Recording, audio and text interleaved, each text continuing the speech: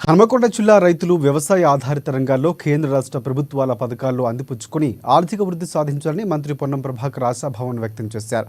రెండవ రోజు హుస్నాబాద్ నియోజకవర్గంలోని భీమదేవరపల్లి మండలంలోని మల్లారం, మూలకనూరు, ఎలకతుర్తి మండల కేంద్రంతో పాటు రైతు వేదికల వద్ద జరిగిన అవగాహన సదస్సులో మంత్రి పొన్నం ప్రభాకర్ ముఖ్య అతిథిగా హాజరయ్యారు.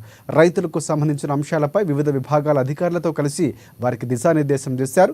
ప్రభుత్వం 2 లక్షల రూపాయల రుణమాఫీ ఏకకాలంలో చేస్తుందని, వచ్చే వారంలోగా 2 లక్షల రూపాయల వరకు ఉన్నవారికి రుణమాఫీ పూర్తవుతుందని తెలిపారు మంత్రి. మరొకవైపు ప్రభుత్వం గౌరవెల్లి ప్రాజెక్టును ప్రతిష్టాత్మకంగా తీసుకుందని, ప్రాజెక్టు పెండింగ్ పనుల కోసం 437 కోట్ల రూపాయలు కేటాయించిందని గుర్తు చేశారు.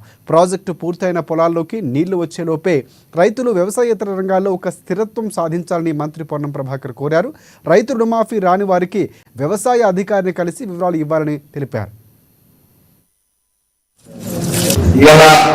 రైతులకు సంబంధించి రుణమాఫీ చేసిన తర్వాత గౌరవ ప్రాజెక్టు సంబంధించి నిధులు తెచ్చిన తర్వాత మిమ్మల్ని అందరూ కలవాలని నియోజకవర్గంలో ఉన్నటువంటి 41 రైతు వేదికల దగ్గరికి ఈ విధంగా వస్తా ఉన్నాం. ఇలా మల్లారం కొత్తకొండ కస్టర్ అనేటువంటి గ్రామానికి వచ్చినాం. ఏవో చెప్పినట్టుగా రైతులకు సంబంధించిన రుణమాఫీ గతంలో 1 లక్ష రూపాయలు 4 కిస్తులుగా కాకుండా 2 లక్షల రూపాయల లోపల ఉన్నటువంటి వాళ్లకు మొదటిసారి 1 లక్ష రూపాయల లోపల 99,999 రూపాయలు ఉంటే కూడా అందరికి 1 లక్ష రూపాయల లోపల అందరికి ఒకటేసారి మాఫీ అయింది.